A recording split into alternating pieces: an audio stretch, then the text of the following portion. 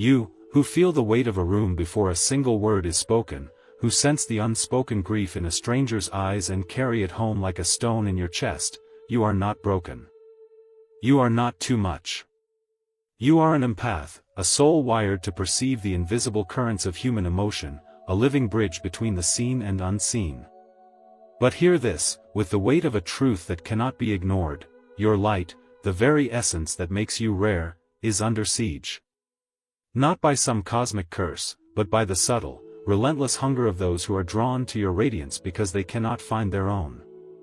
This is no ordinary warning. It's a call to awaken, to see the silent transaction unfolding in your relationships, your spaces, your spirit. You've walked through life as a beacon, your heart open, your energy a gift freely given. But gifts, when unguarded, invite those who take without knowing they take. The empath's soul is a flame, bright and ancient, forged in moments of survival, perhaps in a childhood where you learned to read the moods of those around you, not out of curiosity but necessity. You became a mirror for others' pain, a vessel for their chaos, because to feel was to understand, and to understand was to stay safe. But what began as a shield has become a chain. Your ability to feel deeply, to attune to the undercurrents of others' emotions, has made you a magnet for those who are starving for what you carry. This is not about blame.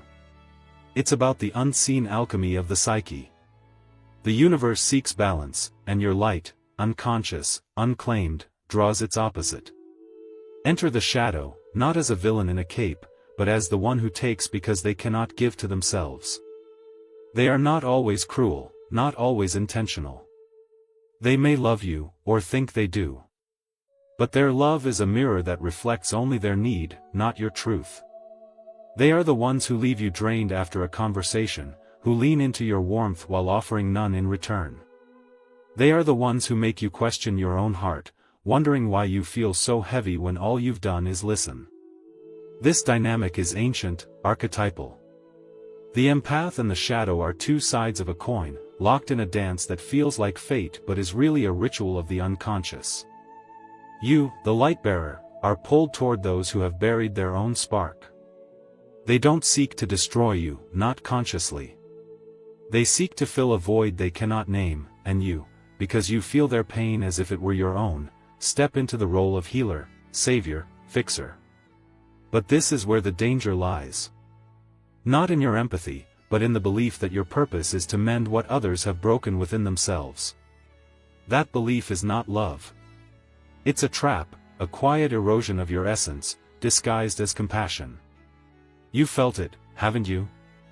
The exhaustion that creeps in after certain interactions, the dreams of running from something you can't see, the weight of emotions that don't belong to you.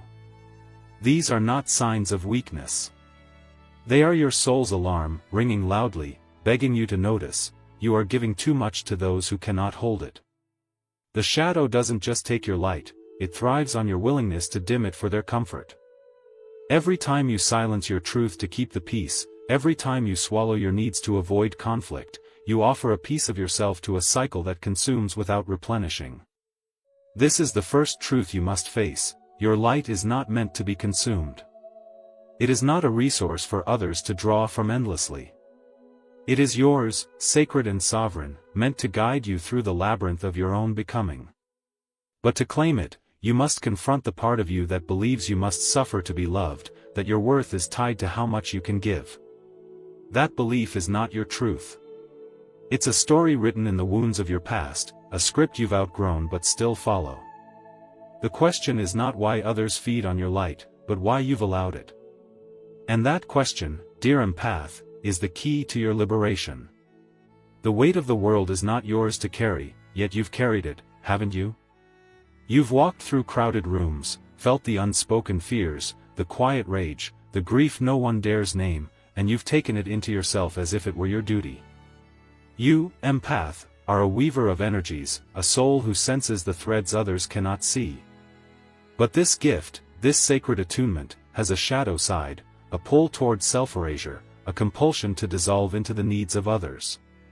And it's here, in this dissolution, that your light begins to flicker, not because it's weak, but because it's been given away without discernment. Understand this: the ones who feed on your light are not always monsters. They are often wounded, just as you are. They come to you not with malice but with an unconscious hunger, a void they cannot fill. You feel their emptiness, and because your heart is a compass for pain, you step into the role of healer without questioning. You listen, you hold space, you offer your warmth to thaw their cold. But what happens when the giving never stops? What happens when your light becomes their sustenance, and your presence their crutch? You begin to fade. Not because you lack strength, but because you've mistaken endurance for love. This is the archetype at play, the empath and the devourer, locked in an ancient dance. The devourer is not just the narcissist with grand gestures or cruel words. Sometimes it's the friend who unloads their chaos but never asks about yours. Sometimes it's the partner who leans on your stability while offering none in return. Sometimes it's the colleague who thrives on your encouragement but recoils when you set a boundary. They are not evil, they are incomplete. And in their incompleteness, they seek you, because your light feels like the answer to a question they cannot articulate. But here's the deeper truth, their hunger is not your responsibility. You were not born to be the balm for every wound, the bridge for every chasm. Your empathy, honed in the fires of survival, perhaps in a childhood where you learned to anticipate anger, to soothe chaos, to be the good one who kept the peace, has become a reflex. You adapted to survive, and that adaptation made you extraordinary. But it also made you vulnerable. The same sensitivity that lets you feel the world's pulse also leaves you open to those who will drink from your well without refilling it. This is where the danger lies, in the belief that your worth is tied to how much you can carry for others. You've learned to equate love with sacrifice, to measure your value by how much you can endure. But love that costs you your vitality is not love, it's a transaction. And in this transaction, you are the one paying the price. You feel it in your body, the tightness in your chest, the fatigue that lingers no matter how much you sleep, the dreams of being trapped or chased. These are not random. They are your soul's language, whispering, "This is not yours to carry. This is not your burden." To break this cycle, you must face a truth that feels like betrayal. You cannot save those who are not ready to save themselves. You cannot heal those who refuse to meet their own shadows. Your light is not a cure for their darkness, it is a guide for your own path. And yet, the empath's heart often resists this. You've been conditioned to believe that saying no is selfish, that setting boundaries is unkind.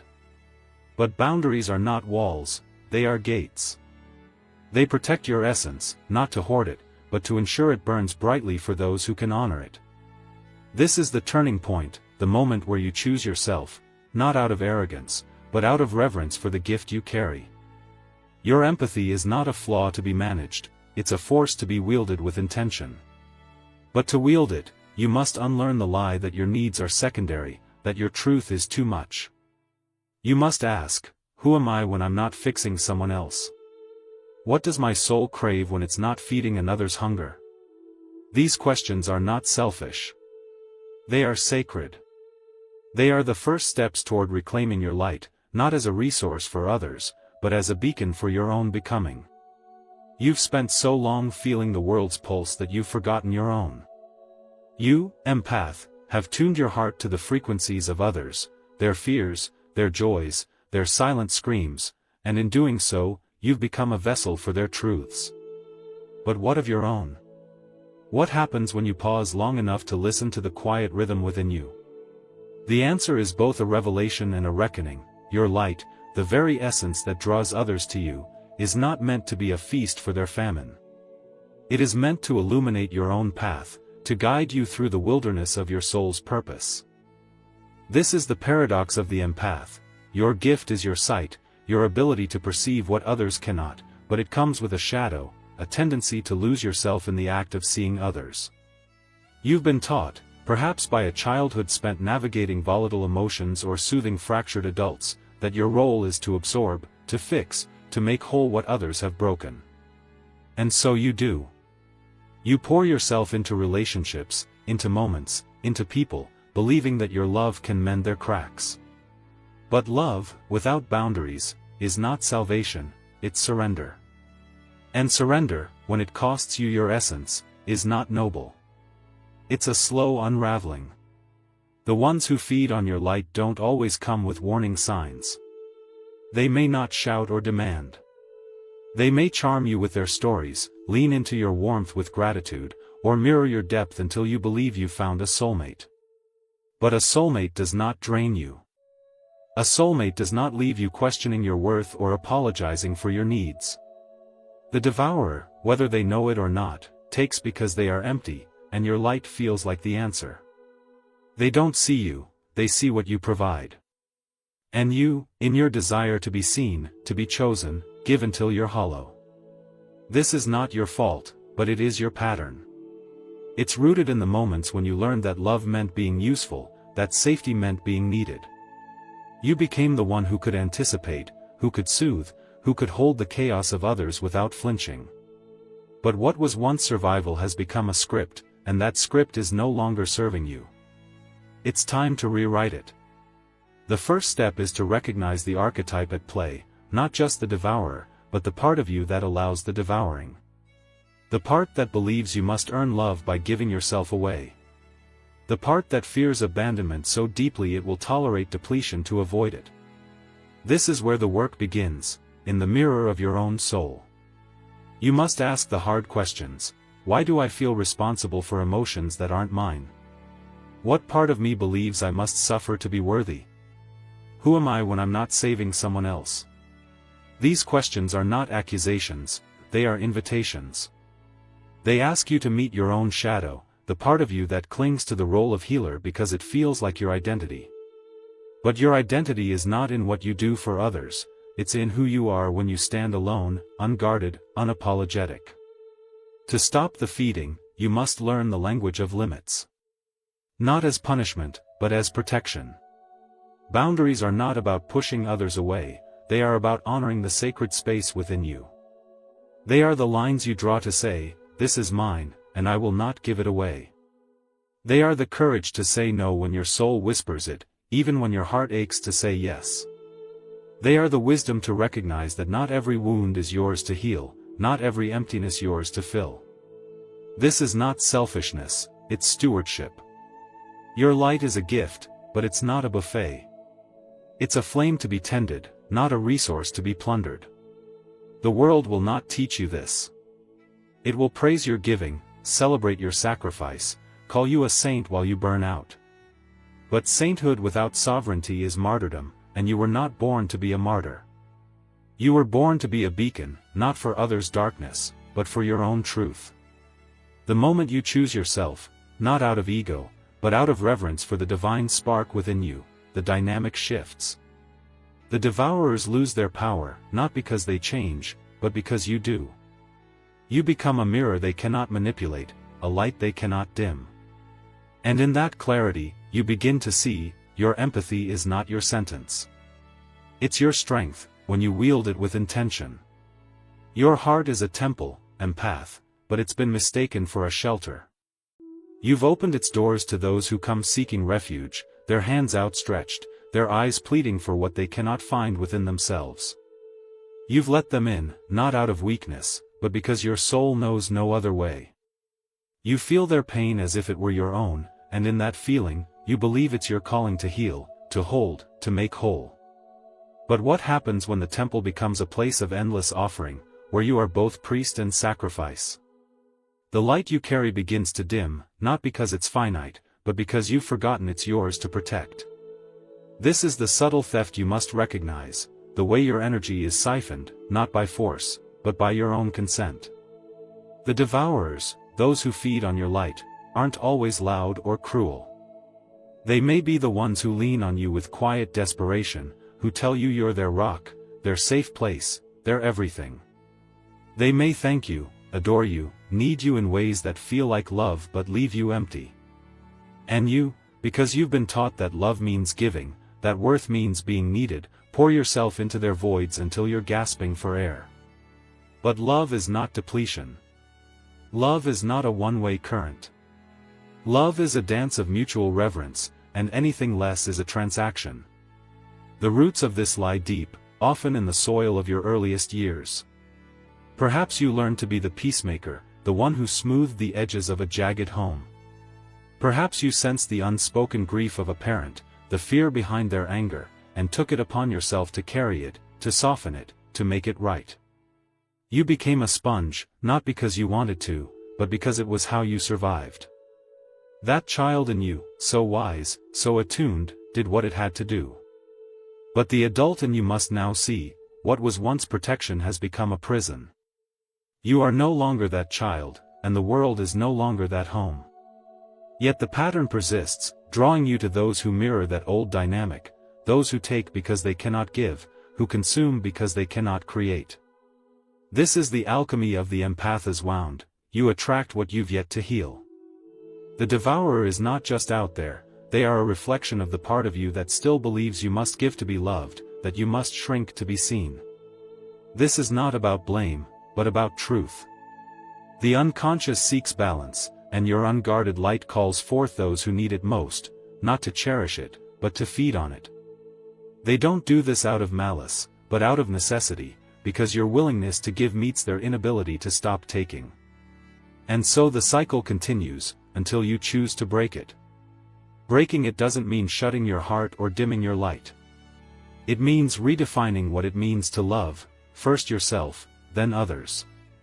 It means learning that your empathy is not a debt you owe the world, but a gift you steward. It means asking, what am I protecting when I say yes to someone else's chaos? What am I avoiding when I ignore my own needs? These questions are not easy, because they force you to face the fear at the core of your giving, the fear of being alone, of being unworthy, of being too much.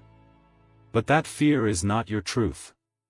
It's an echo of a time when you had no choice but to adapt. Now, you have a choice. That choice begins with discernment. Discernment is not judgment, it's clarity. It's the quiet strength to pause before you give, to ask whether this connection honors your soul or drains it. It's the courage to say, I will not abandon myself for you. Not because you are cold, but because you are whole. Whole enough to know that your light is not a currency to be spent, but a force to be channeled. Whole enough to see that not every hand reaching for you deserves your touch. Whole enough to walk away from what dims you, not out of anger, but out of reverence for the sacredness of your own being.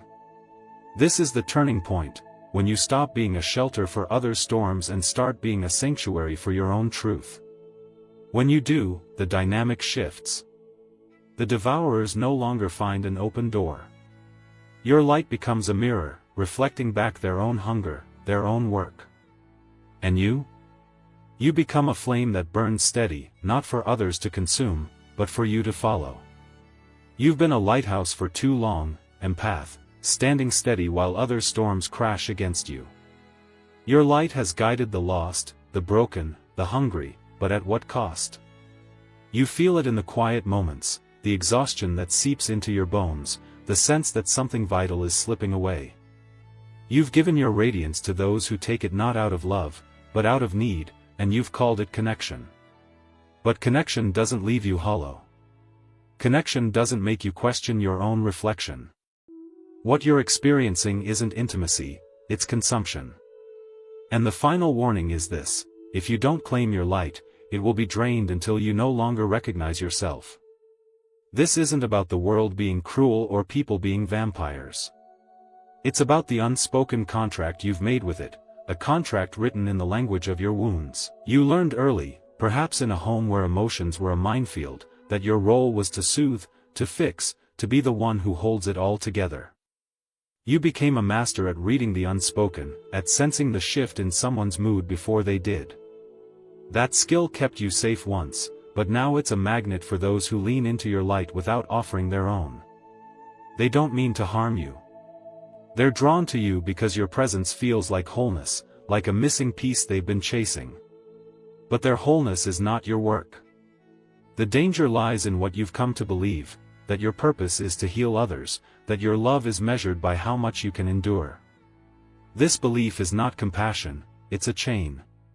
It binds you to those who feed on your light, not because they're evil, but because you've left the gate unguarded. You've mistaken self-sacrifice for strength, depletion for devotion. But true strength is in knowing when to say no, when to step back, when to choose yourself. True devotion is to the truth within you, not the needs around you. And that truth is screaming, you are enough without giving yourself away. Your dreams know this.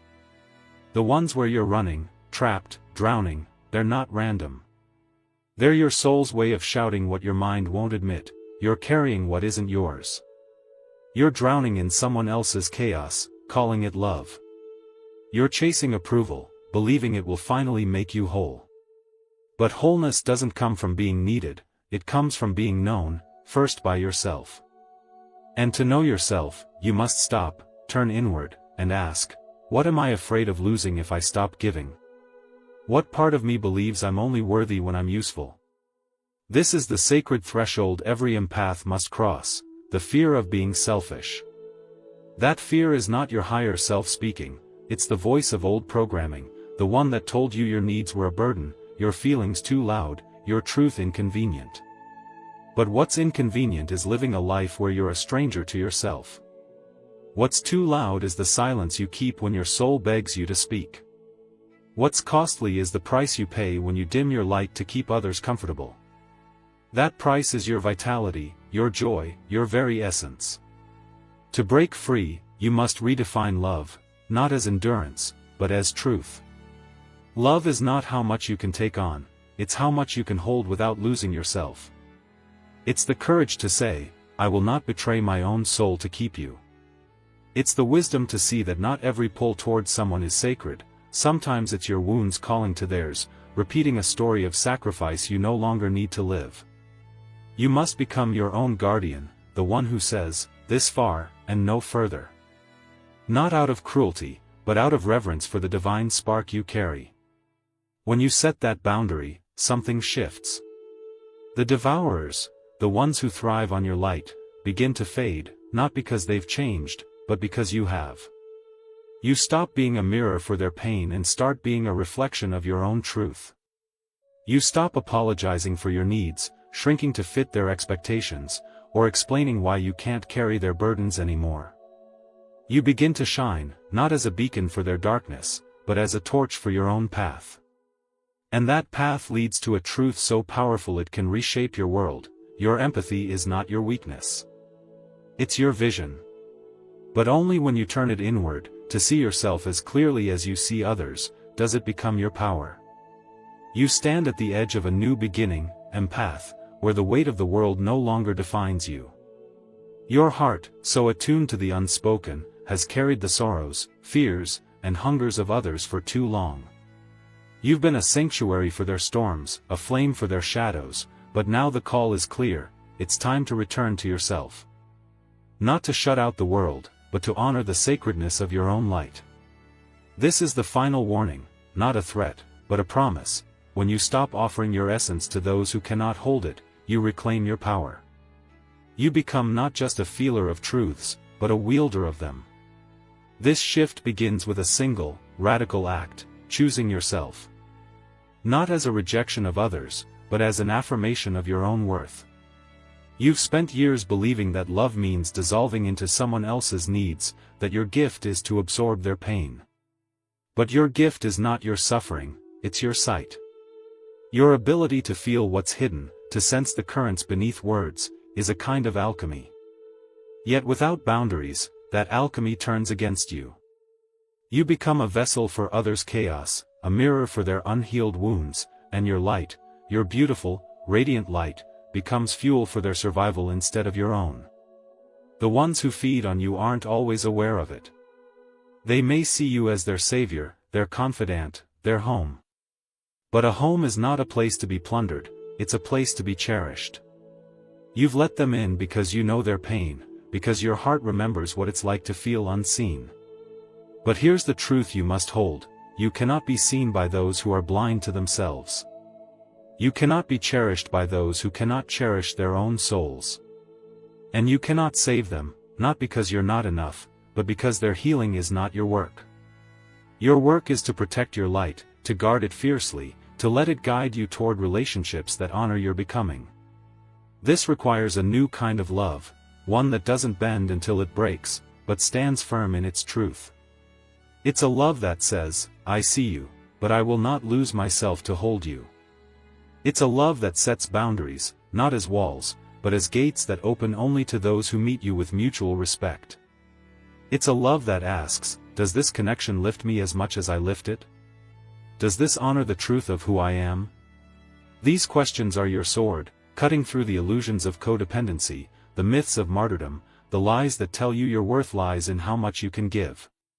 When you step into this love, the dynamic changes. The devourers, those who thrive on your unguarded light, begin to fall away, not because you've banished them, but because you've become a mirror they cannot distort. You stop being a sponge for their emotions and start being a beacon for your own truth. You stop mistaking intensity for intimacy, trauma for destiny. You begin to see the difference between resonance and repetition, between a pull that feels like fate and a wound that feels like home. And in that clarity, you find freedom, not just from others, but from the part of you that believed you had to suffer to be loved. This is the alchemy of the awakened empath. You transform your sensitivity into vision, your empathy into power. You stop apologizing for your boundaries, shrinking to fit others' expectations, or dimming your light to ease their discomfort. You start building an altar, not to sacrifice yourself, but to honor your truth. You become a flame that burns steady, not for others to consume, but for you to follow. And when you do, the world stops feeding on you. It begins to respect you, not because it's changed, but because you have. So, empath, let your yes be sacred, your no a spell that seals your energy. Let your presence be a blessing, not a buffet. You are not the answer to everyone's hunger, not a cure for their emptiness, not a savior for their shadows. You are a soul, sovereign and seen, with a light meant to guide you home to yourself. The final warning is also the first invitation. Stop giving your light to those who cannot hold it, and start shining it where it belongs, within you. That is where your power lies. That is where your freedom begins. Imagine this: you wake up one day, look in the mirror, and realize you're exactly where you've always dreamed of being. Your goals are within reach, your confidence is unshakable, and your life feels aligned with purpose. How did you get here? Not by shouting your plans from the rooftops or seeking approval from others. No, you got here by mastering one simple yet profound principle: focusing on yourself and staying silent. In a world obsessed with noise, social media notifications, endless opinions, and the pressure to prove yourself, this idea feels revolutionary. What if the secret to success isn't about being the loudest voice in the room but about cultivating quiet, consistent effort? What if everything you've ever wanted is waiting for you on the other side of discipline, patience, and self-directed energy? In this deep dive, we're going to unpack the transformative power of turning inward, drawing from Buddhist principles, modern psychology, and real-world stories that prove this approach works. By the end, you'll understand why staying silent and focusing on your own growth isn't just a strategy, it's a way of life that aligns you with your highest potential. So, stick with me, because this isn't just another motivational talk. This is a roadmap to unlocking the life you were meant to live. Part 1: The Buddhist Roots of Silent Focus. What if the ancient wisdom of the Buddha holds the key to modern success? Buddhism teaches us that true liberation comes from mastering the mind. The Buddha himself spent years in silent meditation, turning inward to understand the nature of suffering and the path to enlightenment. His journey wasn't about external validation or public acclaim, it was about cultivating inner clarity and discipline. This principle lies at the heart of why focusing on yourself and staying silent is so powerful. Key point 1: the power of non-attachment to external opinions. In Buddhist philosophy, attachment is the root of suffering. When we cling to others' opinions or seek their approval, we tether our happiness to external forces beyond our control. The video emphasizes this by pointing out how much energy we waste justifying our decisions to people who don't care. Buddhism takes this further. The Dhammapada teaches, you yourself must strive, the Buddhas only point the way. Success, whether spiritual or worldly, requires letting go of the need for external validation and focusing on your own path. This aligns with the video's core message: stop explaining yourself. From a Buddhist perspective, every moment spent seeking approval is a moment stolen from your practice of self-awareness. The ego thrives on external praise, but true growth happens when you detach from it. In my years studying Buddhist texts, I've seen how this principle transforms lives. It's not about ignoring others but about prioritizing your inner compass over the noise of the world. Key point 2: silence as a path to clarity. Buddhism also values silence as a tool for self-discovery. The practice of vipassana, insight meditation, involves observing the mind without reacting to its chatter. The video echoes this by urging us to work in silence and let results speak for themselves. Silence isn't just the absence of speech, it's the presence of focus. When you stop announcing your plans, you conserve mental energy and create space for clarity. I've practiced silent retreats, and the experience is profound. In the absence of words, you confront your thoughts, fears, and aspirations head-on. This mirrors the video's call to eliminate distractions. Silence isn't passive, it's an active choice to protect your energy and align with your goals. In a culture that glorifies constant communication, choosing silence is a radical act of self-empowerment. Consider the story of Ajahn Chah, a renowned Thai Buddhist monk. As a young man, he was ambitious, seeking recognition in his village. But he realized that external praise was fleeting. He chose the path of a monk, dedicating years to silent meditation in the forest. His teachings later inspired millions, not because he sought fame, but because he focused on his inner growth. His life proves that silent dedication yields results far beyond what words can achieve. The Buddhist lens shows us that focusing on yourself isn't selfish, it's essential. By detaching from external noise and embracing silence, you create the conditions for profound personal transformation. But how does this apply in today's fast-paced world? Let's explore. Part 2: The Science Behind Focus and Silence. Did you know your brain is wired to amplify whatever you focus on? The video introduces the reticular activating system, RAS, a neurological filter that prioritizes information based on your attention. This scientific concept dovetails with Buddhist principles and explains why focusing on yourself is so effective. Key point 3: Your focus shapes your reality. The RAS acts like a spotlight, highlighting opportunities or obstacles based on your dominant thoughts. The video notes that if you focus on negativity or distractions, your brain will find more of them. Conversely, if you train it to seek growth and solutions, you'll notice opportunities you might have missed. This is a game changer. As someone who's studied cognitive psychology alongside Buddhism, I can attest that the RAS is like a muscle, you can train it. The video's example of noticing a car model after deciding to buy it is spot on. I've seen this in my own life. When I shifted my focus from career setbacks to learning opportunities, I started spotting new paths forward, from mentorships to unexpected collaborations. Key point 4: Distractions hijack your brain. The video warns that distractions, like social media or unnecessary drama, steal time and energy from your goals. Neuroscience backs this up. Multitasking and constant notifications overtax the prefrontal cortex, reducing your ability to focus. Buddhism calls this monkey mind, where thoughts swing chaotically, preventing clarity. I once spent a month limiting my phone use to an hour a day. The result? My productivity soared, and I felt calmer. The video's call to protect your focus isn't just motivational, it's a neurological necessity. In our dopamine-driven world, saying no to distractions is as vital as saying yes to discipline. Example: the writer who unplugged. Take the case of Sarah, a novelist I met at a mindfulness retreat. She was struggling to finish her book, constantly distracted by social media and family expectations. Inspired by Buddhist principles, she adopted a digital detox, limiting her online time and working in silence each morning. Within 6 months, she completed her manuscript, which later became a bestseller. Her story shows that protecting your focus isn't just about willpower, it's about creating an environment that supports your goals. The science of focus reinforces the video's message: your attention is your most valuable asset. By guarding it, you align your brain with your aspirations, making success not just possible but inevitable.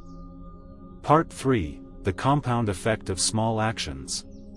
What if the tiniest daily choices could lead to life-changing results? Key point 5: Consistency trumps intensity. The video argues that success isn't about one big moment but about daily habits. Buddhism echoes this in the concept of sila, ethical conduct, where consistent small acts, like kindness or mindfulness, shape your character. The video's metaphor of planting a seed is apt: growth happens gradually, beneath the surface. This principle is universal. In my research, I've seen how incremental progress drives breakthroughs in fields from science to art. The video's call to show up every day aligns with studies on habit formation, which show that consistency strengthens neural pathways, making positive behaviors automatic. My own habit of meditating for 10 minutes daily has compounded into greater mental clarity over years. Key point 6: Patience and discipline are non-negotiable. The video stresses that patience and discipline separate those who succeed from those who quit. Buddhism teaches virya, effort, the persistent energy needed to overcome obstacles. Without patience, you'll abandon your goals when results aren't immediate. I once mentored a student who wanted to start a business but grew frustrated after a few months of slow progress. I shared the Buddhist idea of right effort, steady, patient work without attachment to outcomes. He refocused, committing to daily tasks like networking and skill building. 2 years later, his startup was thriving. Patience and discipline aren't glamorous, but they're unbeatable. Example: the marathon runner's journey. Consider Maria, a woman I met at a Buddhist community center. She decided to run a marathon at 40, despite no athletic background. Her training wasn't flashy, she ran short distances daily, gradually increasing her stamina. Friends mocked her slow progress, but she stayed silent, focusing on her routine. A year later, she crossed the finish line, proving that small, consistent actions outweigh doubters' noise. Her story taught me that discipline isn't about speed, it's about direction. The compound effect shows that success is a marathon, not a sprint. By embracing small, disciplined actions, you build a foundation that no obstacle can shake. Part 4: Confidence through action. What if confidence isn't something you're born with but something you build? The video asserts that confidence comes from action, not external validation. Buddhism supports this through the concept of saddha, trust, a faith in your own capacity that grows through effort. Key point 7: Action breeds confidence. The video explains that confidence isn't about feeling ready but about acting despite doubt. In Buddhism, taking mindful action, whether meditating or helping others, builds trust in your abilities. The more you act, the less you rely on others' approval. This resonates deeply. Psychological research on self-efficacy shows that small successes build belief in your capabilities. I've seen this in my own life. Public speaking terrified me until I started practicing in small settings.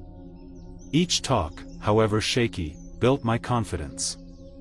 The video's insight that you don't need to be the most talented, just the most willing, is spot on. Key point 8: Letting go of approval. The video warns against seeking validation, which Buddhism sees as a trap of the ego. The Metta Sutta encourages self-compassion, valuing your own worth without needing external praise. By proving your capability through action, you free yourself from others' judgments. Early in my career, I obsessed over colleagues' opinions, diluting my work to please them. A Buddhist teacher advised me to act from your center.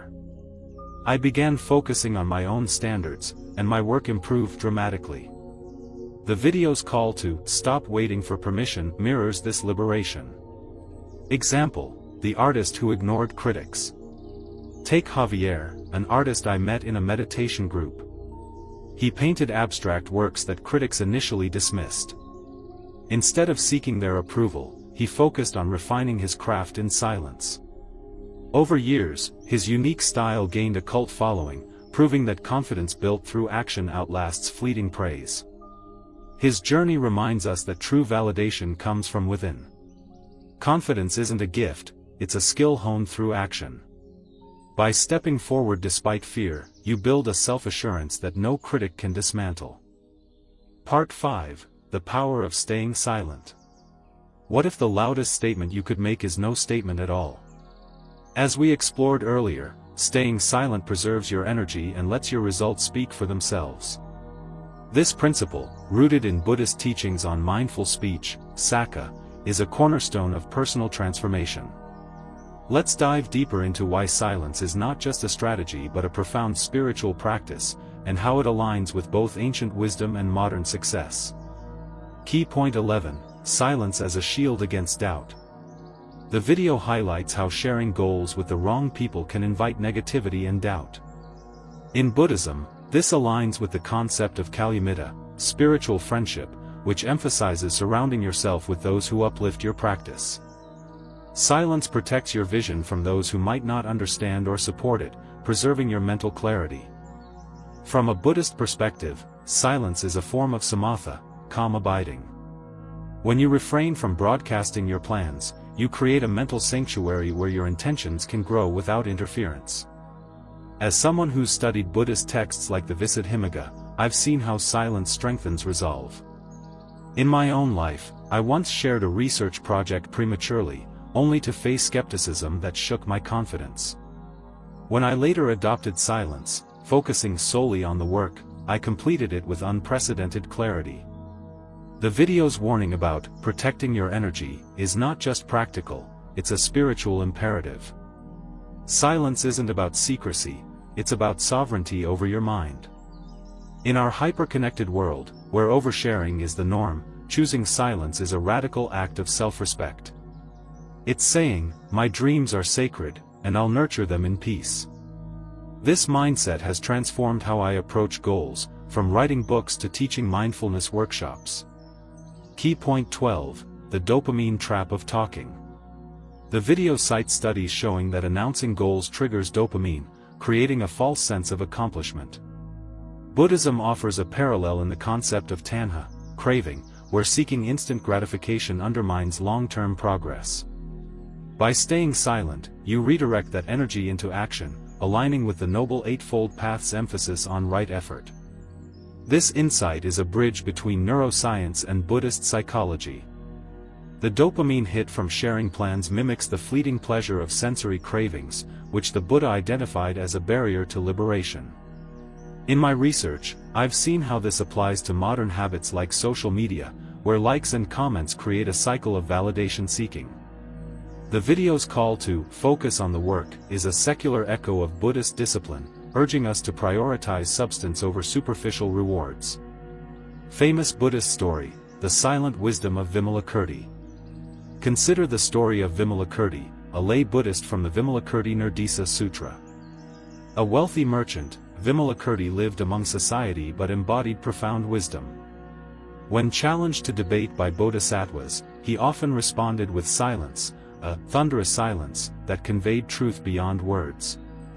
His silence wasn't passivity but a demonstration of mastery. His life of compassionate action spoke louder than any argument. Lesson from Vimalakirti. As an American Buddhist scholar, I find Vimalakirti's story inspiring because it shows that silence can be a powerful teacher. In a culture that equates talking with influence, Vimalakirti reminds us that true impact comes from living your truth quietly. Whether you're building a career or a spiritual practice, let your actions be your voice. Silence is your shield and your strength. By keeping your goals close and your energy focused, you create a space where transformation can flourish. But silence alone isn't enough, it must be paired with action. Let's explore how to turn inward and build momentum. Part 6: The Discipline of Turning Inward. What if the greatest journey you'll ever take is the one inside yourself? The video emphasizes focusing on yourself as the key to transformation. In Buddhism, this inward turn is the essence of svadhyaya, self-study, a practice of examining your thoughts, actions, and intentions to align with your highest purpose. Let's unpack how turning inward builds discipline and sets the stage for success. Key point 13, self-focus as a spiritual practice. Buddhism teaches that the mind is the source of both suffering and liberation. The Dhammapada states, mind precedes all mental states. Mind is their chief, they are all mind-wrought. The video's call to focus on your growth mirrors this, urging you to prioritize self-improvement over external distractions. Turning inward requires courage. It means facing your fears, doubts, and habits head-on, much like the Buddha did under the Bodhi tree. In my years teaching mindfulness, I've seen students transform by simply observing their thoughts without judgment. The video's insight that success is built in silence resonates here. Self-focus isn't about isolation but about cultivating a rich inner world that fuels outer action. I once struggled with self-doubt in my academic career, constantly comparing myself to peers. A Buddhist retreat shifted my perspective. I began journaling daily, reflecting on my values and progress. This inward focus clarified my goals, leading to publications I'd once thought impossible. The video's emphasis on protecting your energy is a reminder that your inner world is your greatest asset. Key point 14, discipline over motivation. The video stresses discipline as the backbone of progress, a theme echoed in Buddhist teachings on virya, effort. Motivation is fleeting, but discipline, rooted in commitment to your path, sustains you through challenges. Discipline is the bridge between intention and achievement. Psychological research on grit, pioneered by Angela Duckworth, shows that perseverance outranks talent in predicting success. Buddhism takes this further, framing discipline as a moral act. Every effort aligns you with Dharma, truth. The video's call to show up every day is a secular translation of this principle, urging consistency over fleeting enthusiasm. Famous Buddhist story, the patience of Milarepa. Milarepa, Tibet's greatest yogi, is a testament to the power of inward focus. Initially a murderer seeking redemption, he endured years of grueling tasks under his teacher Marpa, including building and rebuilding stone towers alone. Milarepa's discipline, turning inward through meditation despite physical and emotional hardship, led to his enlightenment. His songs of realization, still studied today, reflect a mind transformed by silent effort. Lesson from Milarepa. As an American, I'm struck by Milarepa's story because it challenges our culture's obsession with quick fixes. His journey shows that true transformation requires relentless discipline, often in solitude. Whether you're pursuing a career or inner peace, Milarepa's example proves that turning inward builds unshakable strength. Turning inward isn't about navel-gazing, it's about building the discipline to become your best self. By focusing on your growth, you lay the foundation for results that speak louder than words. Part 7, Overcoming Obstacles with Mindfulness. What if your biggest obstacles are actually stepping stones to success? The video warns that distractions and negativity can derail progress. Buddhism offers a powerful tool for overcoming these: mindfulness, sati, the practice of staying present and aware. Let's explore how mindfulness transforms obstacles into opportunities. Key point 15, mindfulness as a tool for clarity. Mindfulness allows you to observe distractions, whether external, social media, or internal, self-doubt, without being consumed by them. The video's call to eliminate distractions aligns with Buddhist teachings on samadhi, concentration, which trains the mind to stay focused on what matters. Mindfulness is a superpower in our chaotic world. Neuroscientific studies show that regular mindfulness practice strengthens the prefrontal cortex, enhancing focus and emotional regulation. As a Buddhist practitioner, I've seen how even 5 minutes of mindful breathing can reset a scattered mind. The video's emphasis on protecting your focus is a call to cultivate this skill, ensuring obstacles don't derail your path. During a stressful period, I used mindfulness to navigate workplace drama. Instead of reacting to gossip, I focused on my breath and my tasks. This clarity not only preserved my energy but also earned me respect for staying above the fray. The video's insight that not every conversation deserves your response is a mindfulness principle in action. Key point 16: Reframing obstacles as teachers. Buddhism teaches that obstacles are opportunities for growth. The Lotus Sutra describes how even suffering can lead to awakening if approached with awareness. The video's advice to focus on solutions instead of problems reflects this, urging you to see challenges as chances to strengthen your resolve. This mindset shift is transformative. In positive psychology, reframing adversity as a growth opportunity is linked to resilience. Buddhism deepens this by encouraging equanimity, facing challenges without attachment to outcomes. I've applied this in my research, viewing rejections as feedback rather than failures, which led to stronger work. The video's call to train your mind is a practical step toward this resilience. Famous Buddhist story, the parable of the two arrows. The Buddha's parable of the two arrows illustrates this principle. He taught that when struck by an arrow, pain, you suffer. But if you react with anger or despair, you shoot yourself with a second arrow, multiplying your pain. The wise person feels the first arrow but avoids the second through mindfulness. This parable underscores the video's message: don't let distractions or setbacks compound your challenges. Lesson from the two arrows. As an American Buddhist, I find this parable profoundly relevant. Our culture often amplifies suffering through rumination or drama. The Buddha's teaching reminds us to stay present, focusing on what we can control. Whether facing a career setback or personal doubt, mindfulness helps you dodge the second arrow, keeping your energy aligned with your goals. Mindfulness turns obstacles into teachers, empowering you to navigate life's challenges with clarity and purpose. But how do you sustain this focus long term? Let's explore the role of community. Part 8: The role of wise companions. What if the people around you could make or break your success? The video advises surrounding yourself with people who push you forward. Buddhism emphasizes sangha, community, recognizing that wise companions are essential for growth. Let's examine how to choose your circle and why it matters. Key point 17: The power of positive influence. Buddhism teaches that kalyamitta, spiritual friends, inspire and challenge you to grow. The video's call to surround yourself with people who push you forward echoes this, warning against those who drain your energy with negativity. Your environment shapes your mind. Social psychology shows that peers influence behavior through modeling and reinforcement. In Buddhist practice, the sangha provides accountability and encouragement. I've seen this in my mindfulness groups, where members' commitment to meditation strengthens my own. The video's insight that not every person deserves access to your mind is a reminder to choose companions wisely. In my career, I wasted energy on colleagues who criticized without constructive feedback. Joining a Buddhist study group shifted my perspective. I found mentors who challenged me to grow without judgment. This taught me that a supportive community doesn't coddle you, it holds you accountable to your highest potential. Key point 18: Setting boundaries with grace. Buddhism advocates metta, loving kindness, even when setting boundaries.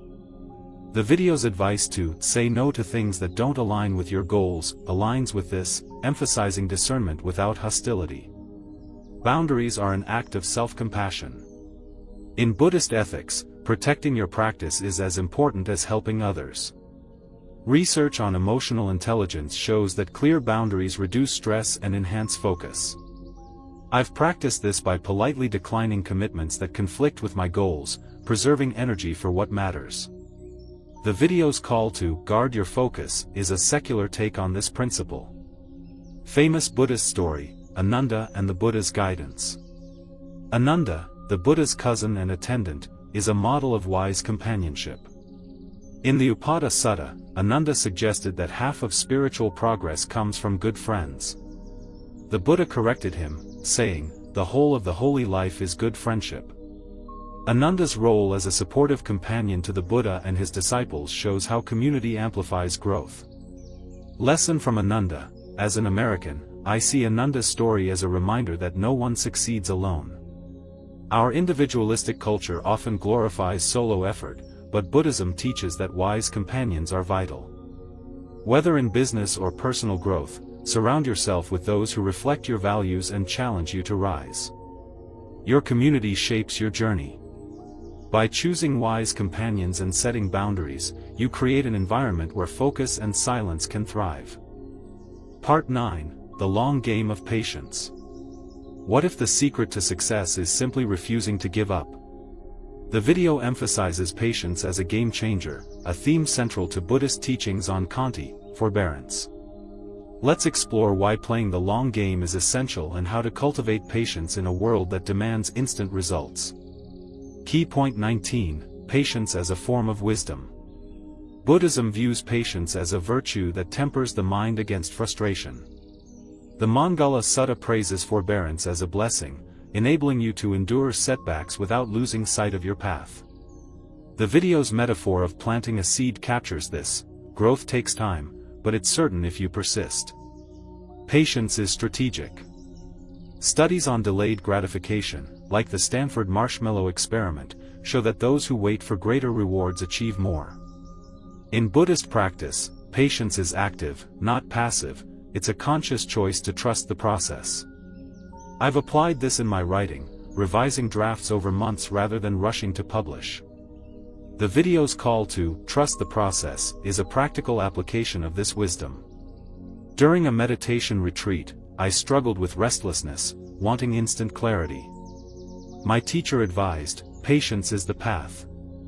Over weeks, I noticed subtle shifts in my awareness, proving that growth unfolds gradually. The video's insight that results don't happen overnight resonates with this experience. Key point 20: The power of perseverance. The video notes that successful people don't quit when things get hard.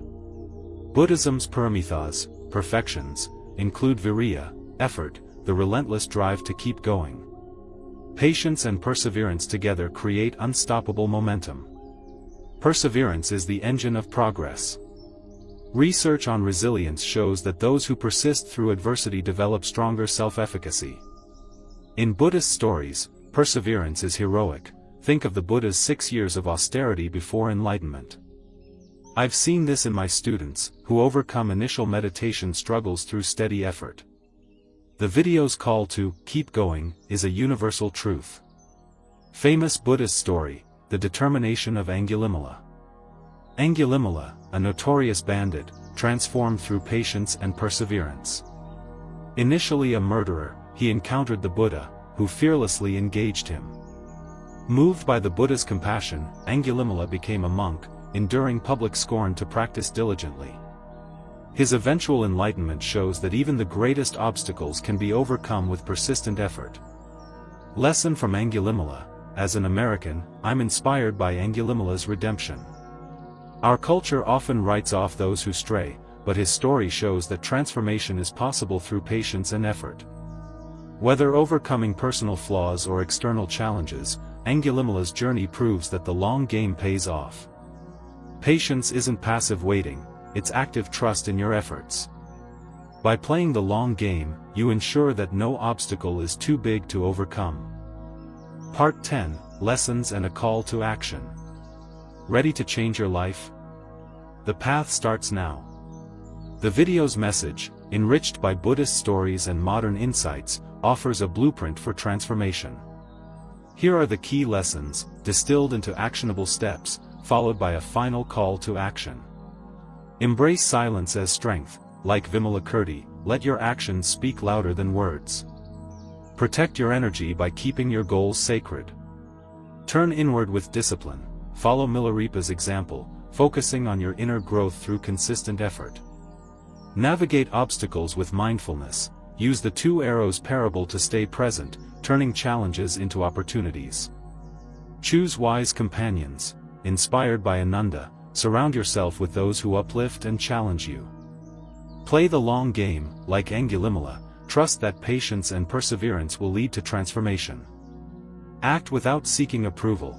Confidence comes from proving yourself through action, not external validation. Cultivate focus daily. small, consistent habits compound into massive results, as the video's seed metaphor illustrates.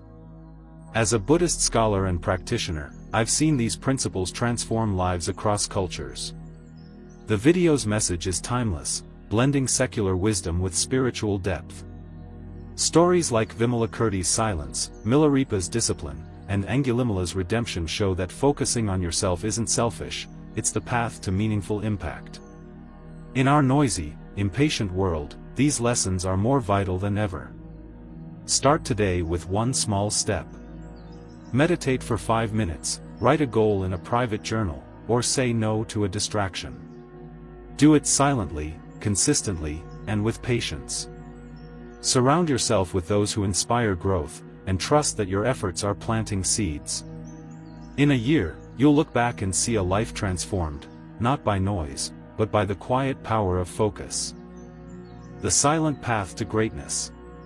The journey to success is not a sprint or a shout, it's a silent, steady march toward your highest potential. The video's wisdom, amplified by Buddhist teachings and stories of Vimalakirti, Milarepa, Ananda, and Angulimala, shows that true power lies in turning inward, staying disciplined, and trusting the process. In a world that demands noise, your silence is your rebellion, your focus is your revolution, and your results are your legacy. So, ask yourself, are you ready to let go of distractions, embrace silence, and build a life that reflects your deepest aspirations? The path is clear, and it starts with you. Turn inward, stay quiet, and watch as everything falls into place. Your greatness awaits.